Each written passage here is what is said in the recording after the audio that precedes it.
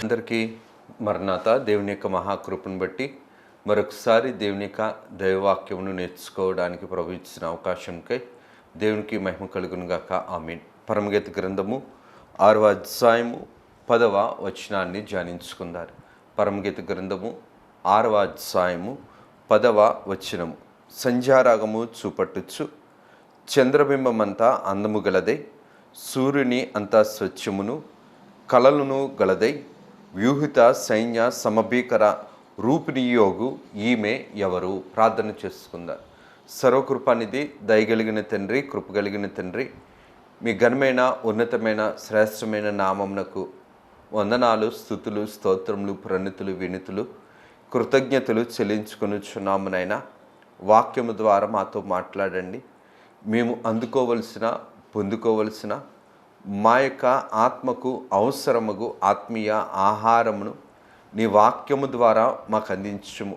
వాక్యాహారము తినని ఎడల బలము ఆత్మకు లభించుట ఎట్లు అన్నట్లు నాయన, మా ఆత్మ నీ యొక్క శక్తిని అందుకోవడానికి, పొందుకోవడానికి, సైతాను క్రియలను జయించడానికి ఎటువంటి ముఖకాంతి, సన్నిధి కాంతి, వాక్య ప్రకాశత అవసరమో అటువంటి స్థితిని మా ఆత్మీయ జీవితాలకు మీరు అందించి మాతో మీరు మాట్లాడమని, నీ యొక్క నీతి సూర్యుని యొక్క ముఖకాంతి కిరణములతో మా యొక్క విశ్వాస జీవితమును, ప్రత్యక్షత జీవితమును మీరే ప్రభువా పరిమళ స్థితిలో మీరే నడిపించుకొని మీరు మహిమను, ఘనతను, కీర్తిని, ప్రభావములను పొందమని వాక్యనాథుడగు యేసు నామమున అడుగుచున్నాము తండ్రి. ఆమేన్.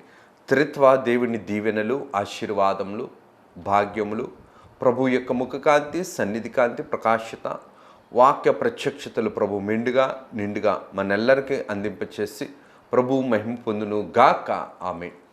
దేవుని యొక్క విశ్వాసులారా, సొలొమోను గారు రాసినటువంటి, అనగా దేవుని చేత ప్రేరేపింపబడి సొలొమోను గారు రాసిన ఈ యొక్క పరమగీత గ్రంథము వధూ సంఘము పాడుకునే గీతమై ఉన్నది. పరలోకపు పరిశుద్ధులు పాడుకునే గీతమై ఉన్నది. పరలోకపు ప్రభావముతో సన్నిధి సారము కలిగిన వధువు సంఘ స్వారూప్యము కలిగిన వారు పాడుకునే గీతమే ఈ యొక్క పరమ గీతము. ఎందుకు ఈ యొక్క వాక్యంలో ఈ యొక్క విషయాన్ని మనం నేర్చుకోవలసినదంటే, విశ్వాస జీవితంలో దేవుని యొక్క ప్రత్యక్షత, దేవుని యొక్క ప్రత్యక్షత యొక్క ప్రణాళిక మనం తెలుసుకోవలసిన వారమై ఉన్నాం. దేవుని ప్రత్యక్షత లేనిదే దేవుని యొక్క సంకల్పమును మనం తెలుసుకోలేని వారం. దేవుని యొక్క ప్రత్యక్షత స్పష్టముగా ఈ యొక్క పరమగీత గ్రంథములో ప్రభు స్పష్టముగా రూపొందించారు. మనకు ఈ యొక్క పరమగీత గ్రంథము ద్వారా తెలియచేస్తున్నారు. చదవబడిన వాక్యములో మనం జాగ్రత్తగా మనం గమనించినట్లయితే కనుక, సంధ్యారాగము చూపట్టుచు చంద్రబింబమంతా అందము గలదై, సూర్యుని అంత స్వచ్ఛమును కళలును గలదై, వ్యూహిత సైన్య సమ భీకర రూపిణియగు ఈమె ఎవరు? దేవుని యొక్క ప్రత్యక్షతల్లో దేవుడు సంఘానికి అనేకమైన ప్రత్యక్షతలు అందించారు. సంఘానికి ప్రభు అందించే ప్రత్యక్షలు పరలోకపు ప్రత్యక్షతలు, పరలోకమును పరిచయం చేసే ప్రత్యక్షతలు. పరలోకంలో ఉన్న ప్రభు తన ప్రత్యక్షత ద్వారా లోకంలో ఉన్న సంఘమును పరిశుద్ధపరుస్తూ తన ప్రత్యక్షతల ద్వారా పరలోకాన్ని పరిచయం చేస్తున్న ప్రభు అయ్యున్నారు. సంఘము లోకములో ఏకమైన సంఘముగా కాకుండా, సంఘము పరలోకములో దేవుని యొక్క స్వరూపము కలిగి, దేవుని యొక్క రూపము కలిగి, దేవుని యొక్క దైవ లక్షణాలను అందుకుంటూ దైవ కళను పొందుకోవాలని ప్రభు ఈ ప్రత్యక్షతలను మనకు అందించేవారై ఉన్నారు. దైవ కళ లేనిదే దేవునిని మనం చూడలేం. దైవ ప్రత్యక్షత లేనిదే ఆనాడు మోషే గారు ఎలాగైతే తెలుసుకోలేకపోయారో, దైవ ప్రత్యక్షత సంఘానికి అవసరం. దైవ ప్రత్యక్షత సంఘము యొక్క రూపాంతరాన్ని అందించేది. దైవ ప్రత్యక్షత సంఘానికి ప్రభు యొక్క రూప లావణ్యతలను అందించడమే కాకుండా ప్రభు యొక్క దైవ కళను, దైవ సంబంధమైన స్థితిని అంతటిని కూడా అందించటానికి ప్రభువు ఎంచుకున్న స్థితి ఏమై ఉన్నదనిసరంటే ఈ యొక్క పరమగీత గ్రంథములో ఈ భాగమై ఉన్నది.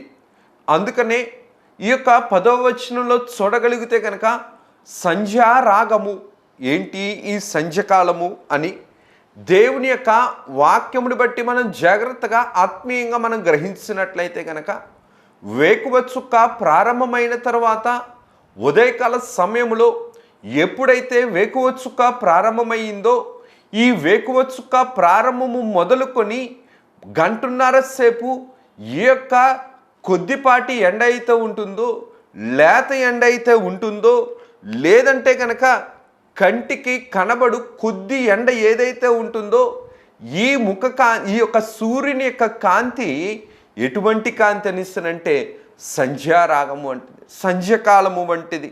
అనగా ప్రొద్దుగుంకు కాలమున లేదంటే కనుక సాయంకాల సమయమున ఏ యొక్క ఎండ అయితే మనిషిని పాడు చేయకుండా దేవుని యొక్క స్థితిని బట్టి మనిషిని ఆహ్లాదకరంగా ఉంచే సమయము ఏదైతే ఉన్నదో ఈ సంధ్యాకాలము ఎటువంటి కాలము అనిసరంటే ఆత్మీయ జీవితంను దేన్ని తెలియచేస్తుందంటే ఆహ్లాదకరమైన స్థితిని తెలియచేస్తుంది.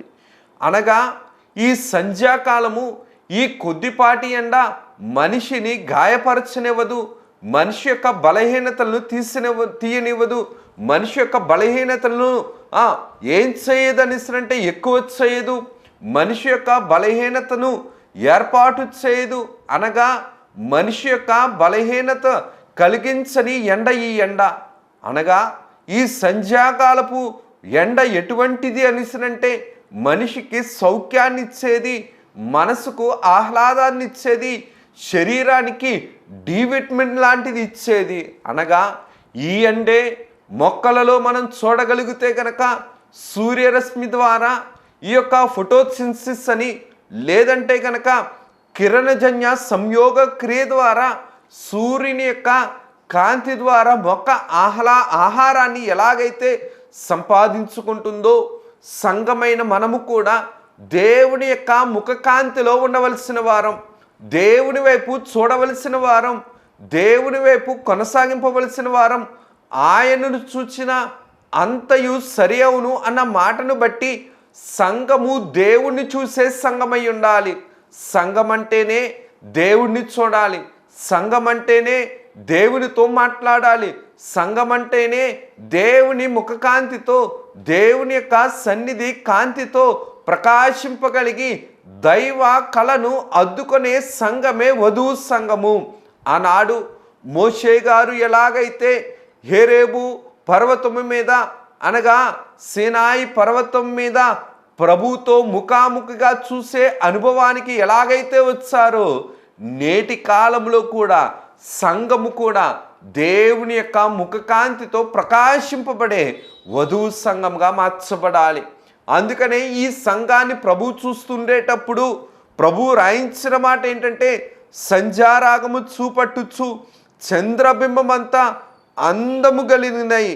అనగా చీకటిలో ఉండేటప్పుడు ఎప్పుడైతే చీకటి ఉంటుందో ఈ చీకటి సమయంలో ఏముండదనిస్తుందంటే సంధ్య వేళ ఉండదు. అనగా ఈ యొక్క సంధ్యకాలపు వెలుగు ఉండదు, సౌఖ్యమైన వెలుగు ఉండదు. పాపములో ఉండేటప్పుడు, చీకటి కలిగిన బ్రతుకులో ఉండేటప్పుడు, లోకము కలిగిన బ్రతుకులో ఉండేటప్పుడు పాప సంబంధమైన పాపకరమైన శాపకరమైన వ్యాధికరమైన జీవితంలో ఉండేటప్పుడు, పాపాన్ని ఆశించేటప్పుడు, పాపాన్ని ప్రేరేపించేటప్పుడు, పాపాన్ని ప్రేమించినప్పుడు దేవునిని మనం తెలుసుకోలేము, దేవుని యొక్క శక్తిని మనం తెలుసుకోలేము.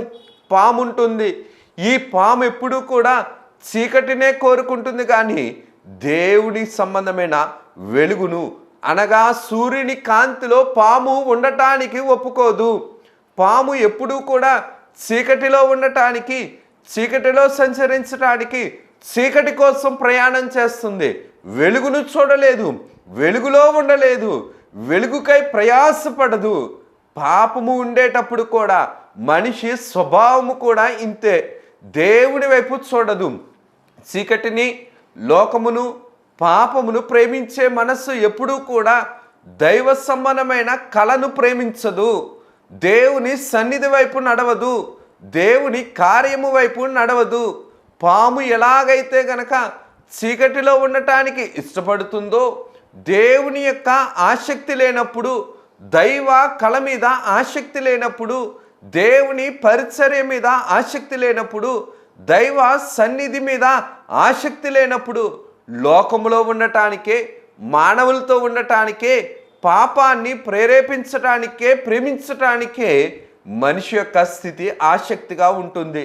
ఎందుకు ఈ మాటను మనం జ్ఞాపకం చేసుకోవాలనిసనంటే, నీతి సూర్యుని యొక్క ముఖకాంతి సహవాసములో దినదినము వృద్ధి చెందుతుండేటప్పుడే దైవ కళ విశ్వాస యొక్క జీవితంలో భక్తి ఆనందకరంగా మార్చబడుతుంది. అనగా ఆనాడు హోరేబు కొండ మీద, సీనాయి పర్వతం మీద ఎలాగైతే మోషే గారు దినదినము కూడా దేవునితో సహవాసం చేశారో, క్షణక్షణము కూడా దేవుని యొక్క ముఖకాంతితో పొదగబడ్డారో, అటువంటి ముఖకాంతి దైవ కళతో పొదగబడినప్పుడు ఆనాడు ఇశ్రాయేలీయులు అంటున్న మాట ఏంటనిసరంటే, మోషే నీ ముఖమును మేము చూడలేకపోతున్నాము అని చెబుతున్నారు.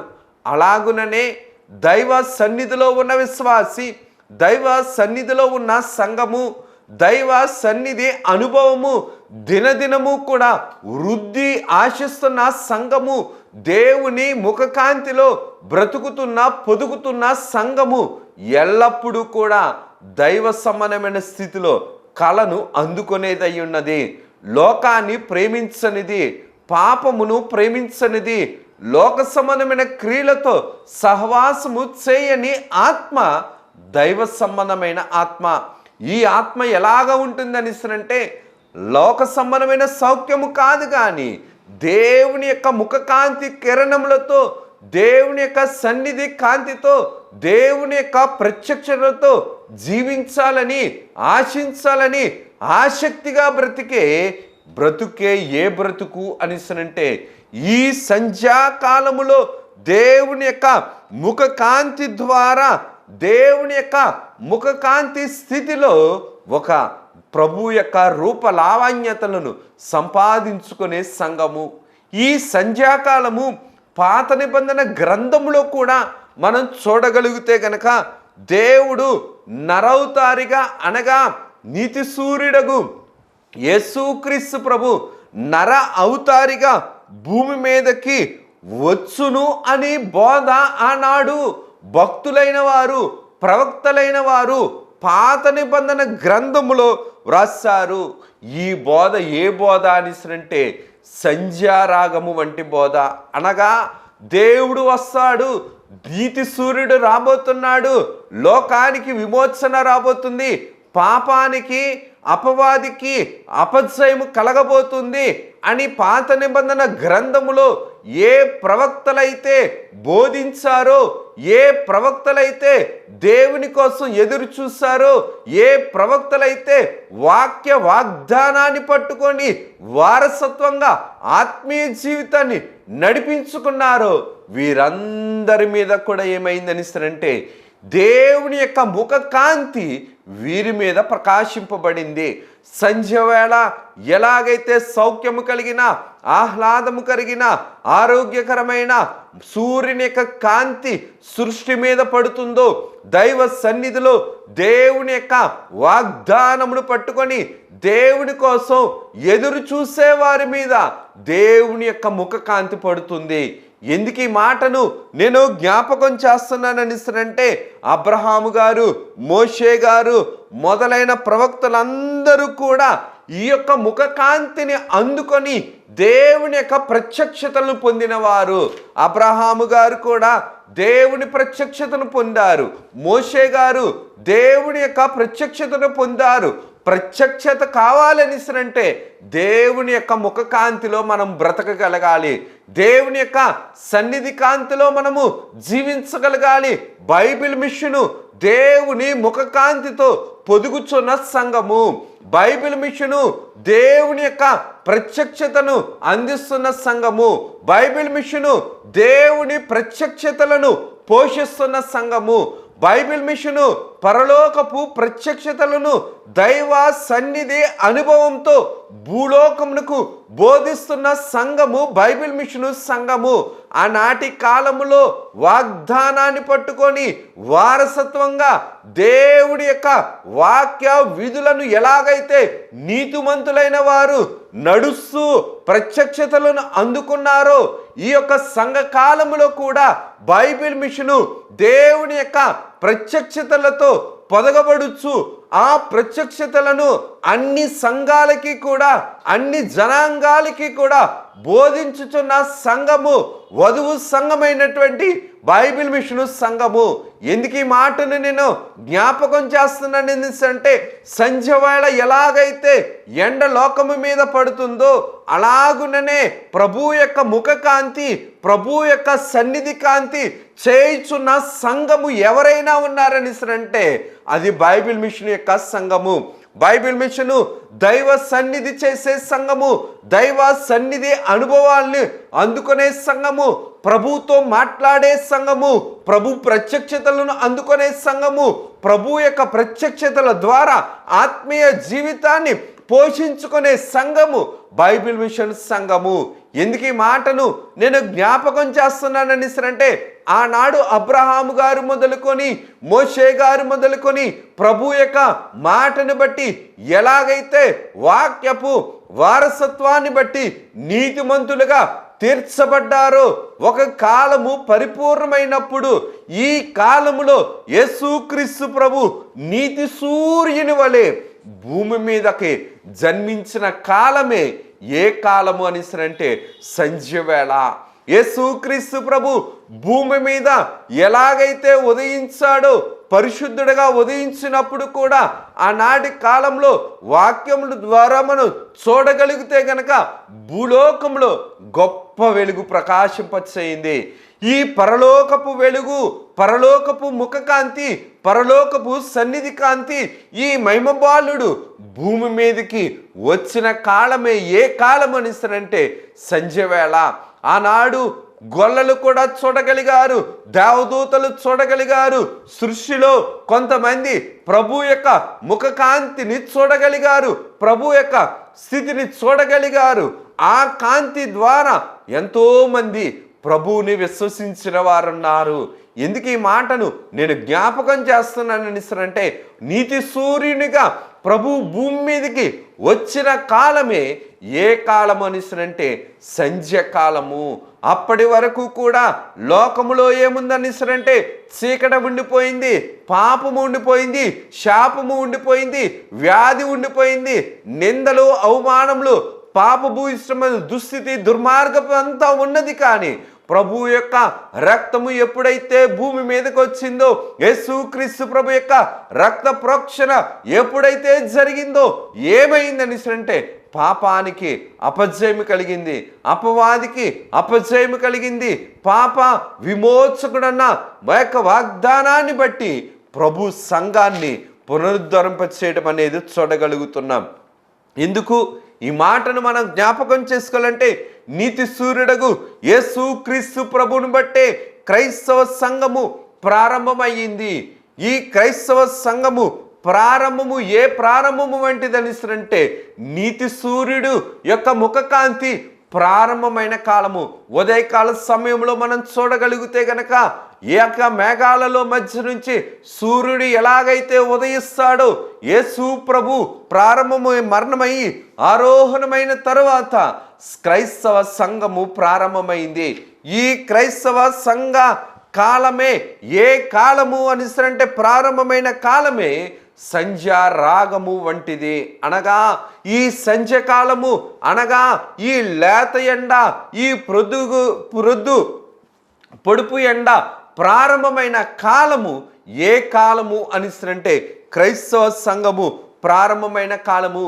ఈ క్రైస్తవ సంఘము దేవుని యొక్క రక్తములో నుంచి వచ్చింది కాబట్టి, దేవుని యొక్క రక్తము ద్వారా పోషింపబడేది కాబట్టి, యేసుక్రీస్తు ప్రభువును బట్టి ఈ క్రైస్తవ సంఘము దేనితో సహవాసము చేయాలని అంటే దైవ సన్నిధిలో దేవునితో సహవాసం చేయాలి. దైవ సన్నిధిలో దేవునితో సహవాసము చేయగలిగితేనే ఈ సంఘము ఎలాగ మార్చబడుతుందని అంటే నీతిమంతుల సంఘముగా, జ్యేష్ఠత్వపు సంఘముగా, అలాగున్నే వధువు సంఘముగా, దేవుని ప్రత్యక్షతలను అందుకునే సంఘముగా, దేవుని యొక్క వాక్య ప్రత్యక్షతను, దేవుని యొక్క అన్ని ప్రత్యక్షతలను అందుకొని ఈ సంఘము ఎలాగ మార్చబడుతుందంటే దేవుని యొక్క రూప లావణ్యతగా మార్చబడే సంఘము ఏ సంఘం అనిస్తానంటే వధువు సంఘము.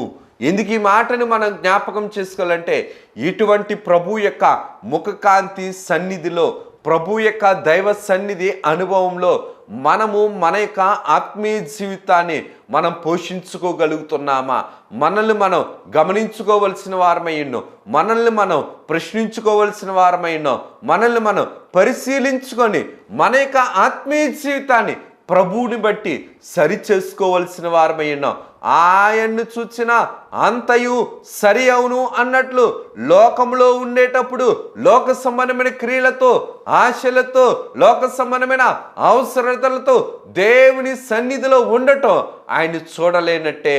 లోకంలో ఉండటానికి, మనం లోకంలో పోషింపబడటానికి, లోకంలో సంచరించటానికి దేవుడు తన రక్తాన్ని దారబోయలేదు, తన ప్రాణాన్ని బలి ఇవ్వలేదు, తన యొక్క శరీరాన్ని బలియాగంగా మార్చబడలేదు.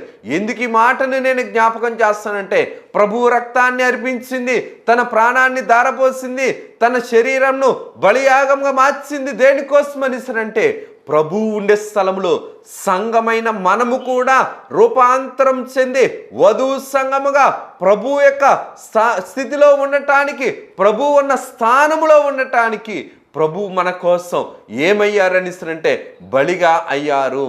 ఈ సంధ్యవేళపు కాలములో ప్రభు యొక్క ముఖకాంతిలో మొక్క ఎలాగైతే సూర్యుని వైపు చూసుకొని ఆ యొక్క రూపముతో, ఆ యొక్క స్థితితో ఎలాగైతే ఆహారాన్ని సంపాదించుకుంటుందో, తనకు అవసరమైన పోషణను ఎలాగ సంపాదించుకుంటుందో, అలాగుననే సంఘమైన మనము కూడా దేవుని యొక్క సన్నిధి వైపు, దేవుని యొక్క ముఖకాంతి వైపు, దేవుని యొక్క ప్రకాశత వైపు, దేవుని యొక్క సన్నిధి అనుభవం వైపు, దేవుని యొక్క ప్రత్యక్షతల వైపు ఆసక్తిగా మన యొక్క ఆత్మీయ జీవితాన్ని మనం పోషించుకోవలసిన వారమై ఉన్నాం. మన యొక్క ఆత్మీయ జీవితాన్ని నడిపించుకోవలసిన వారమై ఉన్నాం.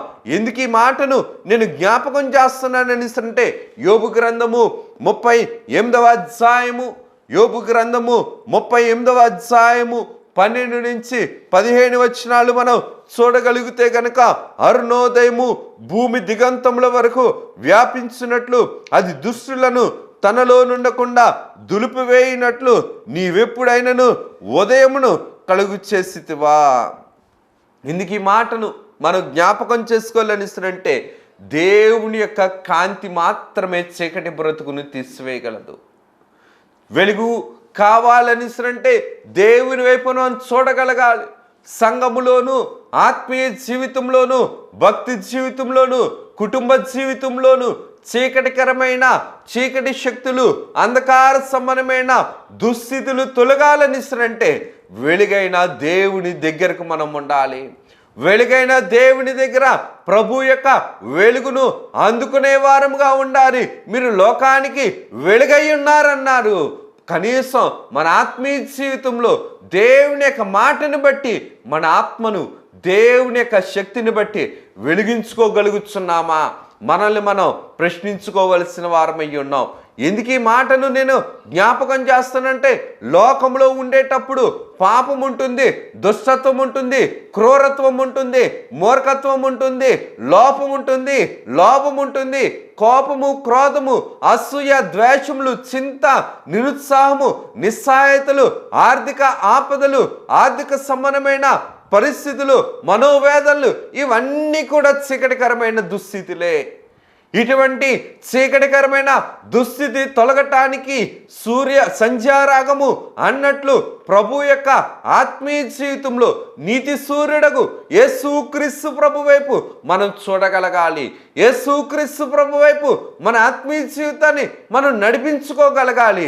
యేసుక్రీస్తు ప్రభు వైపు మన యొక్క ముఖకాంతి, మన యొక్క స్థితిని ఆయన ముఖకాంతితో పోషించుకోవలసిన వారమై ఉన్నాం. మన యొక్క ఆత్మీయ జీవితంలోనే కాదు, కుటుంబ జీవితంలోనే కాదు, శరీర ఆరోగ్య జీవితంలోనే కాదు, ఏ జీవితంలోనైనా వెలుగు కావాలనిసరంటే, చీకటి పోవాలనిసరంటే కేవలము నిత్య జీవమైన, నిత్య వెలుగైన, పరలోక పట్టణపు వెలుగైన, పరలోకపు దేవాలయమైన యేసుక్రీస్తు వైపు మాత్రమే మనం చూడగలగాలి. అంతవరకు కూడా సంఘంలో మనం ఎటువంటి పని చేసినప్పటికీ కూడా, ఎటువంటి కార్యక్రమంలో ఉన్నప్పటికీ కూడా దేవుని ప్రత్యక్షత లేకపోతే అది దుష్టత్వమైన స్థితే, అది చీకటి కలిగిన స్థితే, దేవుని ప్రత్యక్షతను అందుకోలేని స్థితి. ఎందుకు ఈ మాటను మనం జ్ఞాపకం చేసుకోవాలనిసరంటే, ఆనాటి కాలంలో అపోస్తలుడైన పౌలు గారు కూడా మోషే ధర్మశాస్త్రము ప్రకారము నేను భక్తిని కొనసాగిస్తున్నాను అనుకొని లోపల స్వనీతిని పెట్టుకున్నాడు, లోకాన్ని పెట్టుకున్నాడు, అధికారాన్ని పెట్టుకున్నాడు, మతపిచ్చిని పెట్టుకున్నాడు. ఇవన్నీ పెట్టుకొని మోషే ధర్మశాస్త్రము ప్రకారం నేను బ్రతుకుతున్నానని అనుకున్నాడు. కానీ ఆ బ్రతుకులో యేసుక్రీస్తు ప్రభు లేదు, యేసుక్రీస్తు ప్రభు యొక్క ప్రత్యక్షత లేదు, వాక్య ప్రత్యక్షత లేదు, ముఖ ప్రత్యక్షత లేదు, స్వప్న ప్రత్యక్షత లేదు, వాక్య దైవ సమానమైన ప్రత్యక్షతలు ఏమీ లేకపోవటాన్ని బట్టి అపోస్తలుడైన పౌలు గారి యొక్క దుస్థితి ఎలాగ ఉండిపోయిందని అంటే దేవుడికి విరోధముగా మార్చబడింది. మన యొక్క ఆత్మీయ జీవితంలో కూడా మనం కూడా గమనించుకోవాల్సింది ఏంటనిస్తుందంటే, మనలో ఉన్న స్వనీతిని తీసుకొని, దుష్టత్వాన్ని తీసుకొని, సొంత బుద్ధిని తీసుకొని, దైవజనులు దేవదాసు గారు రాసినటువంటి 9వ పాటలో దైవాత్మ రమ్ము నా తనువున వ్రాలుము, సొంత బుద్ధితో కానీ, సొంత జ్ఞానముతో కానీ, సొంత ఆలోచనతో కానీ, సొంత స్థితితో కానీ దేవుని చేరుకోలేము. దేవుని యొక్క స్థితిని మనం నడిపించుకోలేము. దేవుని యొక్క మాటను బట్టి, దేవుని యొక్క కార్యక్రమంను బట్టి, దేవుని యొక్క పోషణను బట్టి దేవుణ్ణి చూడగలగాలనిసరంటే దేవుని యొక్క ఆత్మ అవసరము. దైవాత్మ సంబంధమైన నడిపింపు, దైవాత్మ సంబంధమైన కార్యము, దైవాత్మ సంబంధమైన పోషణ, దైవాత్మ సంబంధమైన ప్రత్యక్షత మన ఆత్మీయ జీవితానికి అవసరమై ఉన్నది. అందుకనే దేవుని యొక్క కార్యమును మనం జాగ్రత్తగా గమనిస్తే గనక ప్రభు యొక్క ముఖకాంతి మాత్రమే మన యొక్క విశ్వాస జీవితంలో, ఆత్మీయ జీవితంలో కూడా మనల్ని అందంగా మార్చగలదు. పాపము వలన కలలేని బ్రతుకైపోయింది, పాపము వలన శాపకరమైన బ్రతుకైపోయింది, కలలేని బ్రతుకు. అందుకనే తండ్రి గారు కూడా రాసుకొని వచ్చారు, కలలేనివి ప్రభు కలుగ చేయలేదు ప్రభు. కలలేనటువంటివి పాపము కలలేని స్థితిని తీసుకొని వచ్చింది. మన యొక్క ఆత్మీయ జీవితంలో, కుటుంబ జీవితంలో, భక్తి జీవితంలో, విశ్వాస జీవితంలో దైవ సంబంధమైన కళను పోషించుకునే ఆత్మీయ శక్తి, ఆత్మీయ ఆసక్తి మనం సంపాదించుకోగలుగుతున్నామా, మనం పోషించుకోగలుగుతున్నామా, మనం నడిపించుకోగలుగుతున్నామా, మనం అందుకోగలుగుతున్నామా, మనం అటువంటి బ్రతుకు వైపు నడవగలుగుతున్నామా, మనల్ని మనం పరిశీలించుకోవలసిన వారమై ఉన్నాం. ఈ సంధ్యారాగపు వేళ లేకపోతే మొక్కలకు పోషణ లేదు, మనుషులకు జీవము లేదు, జీవరాశులకు ప్రాణవాయువు లేని స్థితి, వెలుగును చూడలేని స్థితి. ప్రభువుని కూడా మనం చూడగలగాలి. సంఘమైన మనము ప్రభువుని చూడగలిగితేనే, ప్రభువుతో మాట్లాడగలిగితేనే, ప్రభు యొక్క ముఖకాంతిలో, ప్రభు యొక్క సన్నిధిలో, ప్రభు యొక్క ముఖకాంతి కిరణములతో మనం నడవగలిగితేనే మన ఆత్మీయ జీవితానికి ప్రభువుకి అంగీకారముగు ఆత్మీయ జీవితం అవుతుంది. లేదంటే గనక ప్రభు అంటున్న మాట, తను తాను మెచ్చుకుని వాడు యోగ్యుడు కాదు, కానీ ప్రభు చేత ప్రేమింపబడి, ప్రభు చేత అంగీకరింపబడి, ప్రభు చేత అంగీకారమైన ఆత్మీయ జీవితంను పోషించుకుని వాడే ప్రభు దృష్టిలో యోగ్యుడు. ఎందుకు ఈ మాటను మనం జ్ఞాపకం చేసుకోవాలంటే, సంధ్యారాగము, సంధ్యకాలము ఎటువంటిది అంటే యోగ్యత కలిగిన సమయానికి, యోగ్యత కలిగిన స్థితికి మనల్ని నడిపించేది. మెలుగు కలిగిన స్థితికి, వెలుగుకరమైన స్థితికి, ఆహ్లాదకరమైన స్థితికి ప్రభు యొక్క ముఖకాంతి అనగా నీతి సూర్యుడకు యేసుక్రీస్తు ప్రభు యొక్క ముఖకాంతి మనకు కళనిచ్చేది, కళహీనత నుంచి తప్పించేది. దేవుడి కొద్ది మాటలను మన వినికిడిలో దీవించి ప్రభు మహిమ పొందును గాక. ఆ మించిని ప్రార్థన చేసుకుందాం.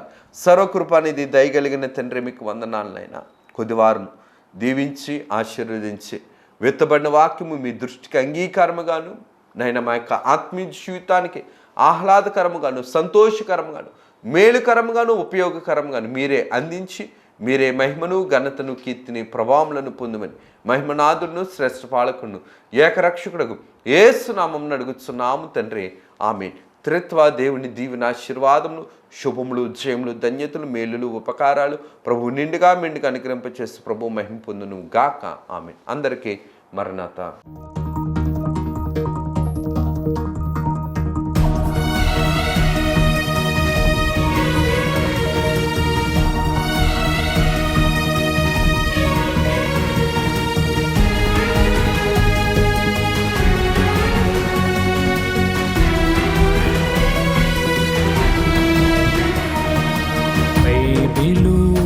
ప్రకటన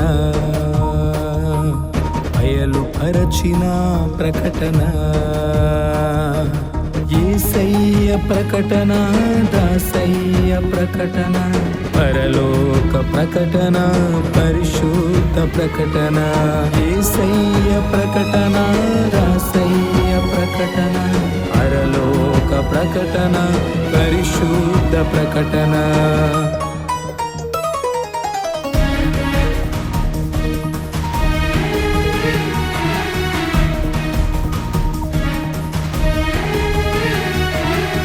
ప్రకటన బైబిలు ప్రకటన బయలుపరచిన ప్రకటన, విమలాత్మ ప్రకటన, విజయాత్మ ప్రకటన, విశ్వాసికి ప్రకటన, విజ్ఞాపన ప్రకటన, విమలాత్మ ప్రకటన, విజయాత్మ ప్రకటన, విశ్వాసికి ప్రకటన, విజ్ఞాపన ప్రకటన. ప్రకటన బైబిలు ప్రకటన బయలుపరచిన ప్రకటన.